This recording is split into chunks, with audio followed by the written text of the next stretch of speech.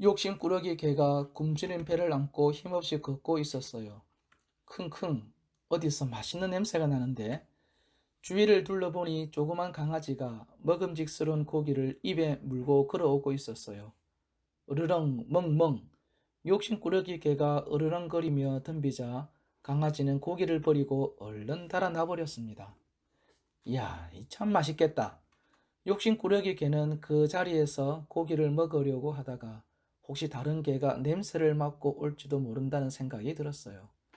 욕심꾸러기 개는 고기를 입에 물고 그곳을 떠났어요. 다른 곳에 가서 혼자 먹어야지. 길을 가는 도중에 다리가 나왔어요. 문득 강물을 보니 먹음직스러운 고기를 입에 문 개가 보였어요.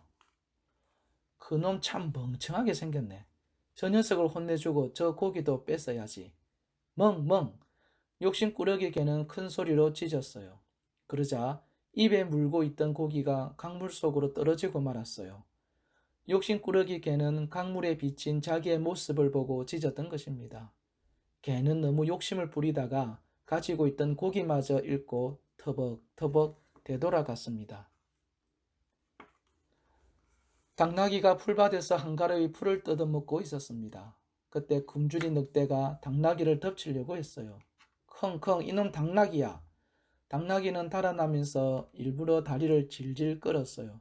아이고 아야, 늑대님, 저를 잡아먹으려면 먼저 제 다리에 박힌 가시를 뽑아야 할 거예요. 왜 내가 너에게 그런 친절을 베풀어야 하지?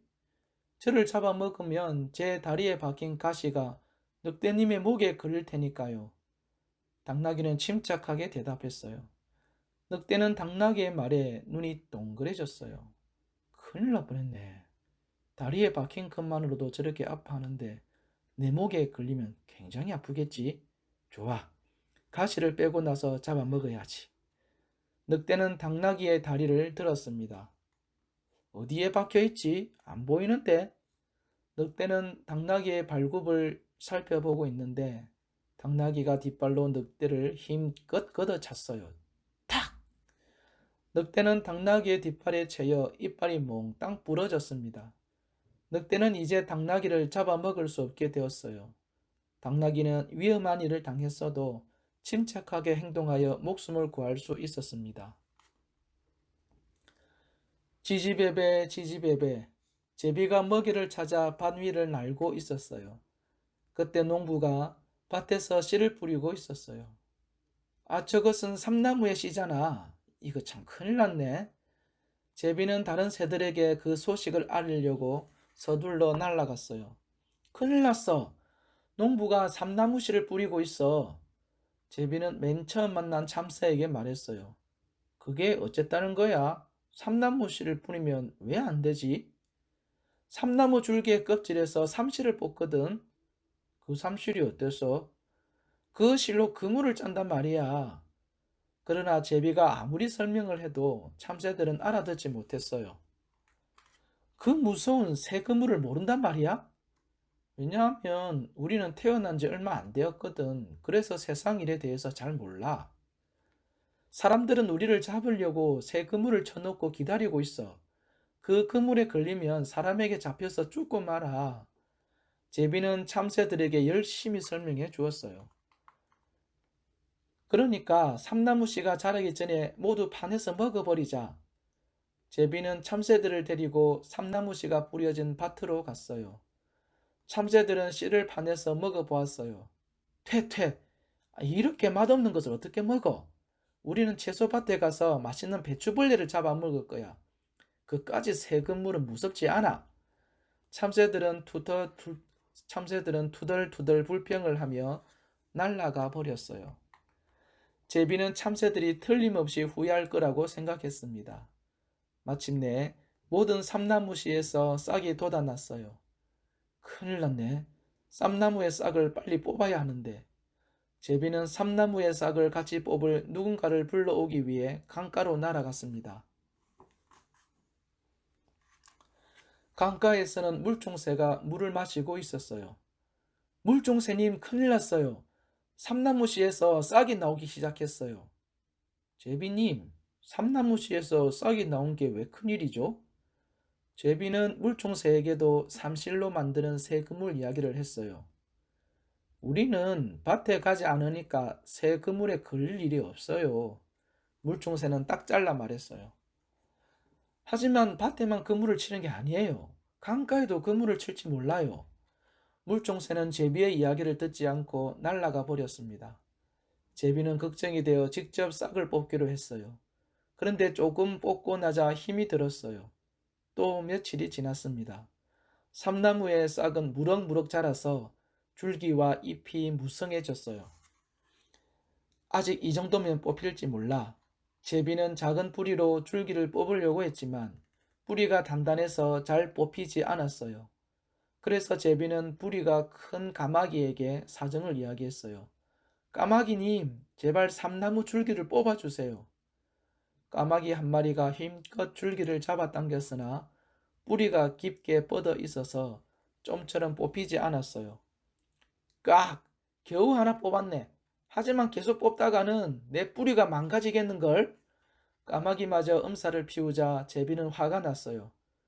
새 그물에 걸린 다음에는 후회해도 소용없을 거예요. 그 말에 까마귀는 코방귀를 뀌며 날아가 버렸어요. 내가 애써 가르쳐 주었는데 아무도 삼나무의 줄기를 뽑으려 하지 않는구나. 제비는 몹시 속상했지만 다른 도리가 없었어요. 이대로 있다가는 나까지 잡히고 말겠어. 옳지. 사람이 사는 집에 처마 밑에 집을 지으면 그물에 걸릴 위험이 없을 거야. 제비는 서둘러 처마 밑에 둥지를 틀었어요. 그러던 어느 날 농부가 새 그물에 걸린 참새와 물총새와 까마귀를 잡아가지고 집에 돌아왔습니다. 새들은 처마 밑에 있는 제비를 부러운 듯이 바라보며 지난 일들을 후회하였습니다. 이 도둑 까마귀야! 까마귀가 치즈를 훔쳐 달아나고 있었어요. 허둥지둥 숲속까지 도망쳐 온 까마귀는 나무에 앉아 숨을 내쉬었어요. 여기까지 왔으니 이제 안심해도 되겠지? 그럼 치즈를 먹어볼까? 까마귀가 치즈를 먹으려고 하는데 그때 마침 굶주린 여우가 그곳을 지나가게 되었어요. 맛있어 보이는 치즈인걸? 그래, 까마귀를 속여서 치즈를 빼앗아야지. 여우는 까마귀에게 상냥하게 말을 걸었어요. 어머나, 까마귀님, 정말 맛있어요. 까마귀는 여우의 말에 울줄해졌어요. 여우는 계속해서 까마귀를 칭찬했어요. 까마귀님의 날개 빛깔은 공작새에 못지않아요. 까마귀는 여우에게 속고 있는 것도 모르고 자랑스럽게 날개를 펴 보았습니다. 야, 정말 예쁘다. 이렇게 아름답고 멋진 날개를 가졌으니 목소리도 틀림없이 고울 거예요. 카나리아도 상대가 안 될 정도로요. 여우에게 칭찬을 들은 까마귀는 우쭐해졌어요. 까마귀는 여우에게 자기의 목소리를 들려주기 위해 입을 크게 벌렸습니다. 까! 그 순간 까마귀가 입에 물고 있던 치즈가 떨어졌습니다. 그러자 여우가 그것을 낼름 받아먹었습니다. 어느 날 거북이 엉금엉금 기어가다가 하늘을 쳐다보며 한숨을 쉬었어요. 오리는 좋겠다.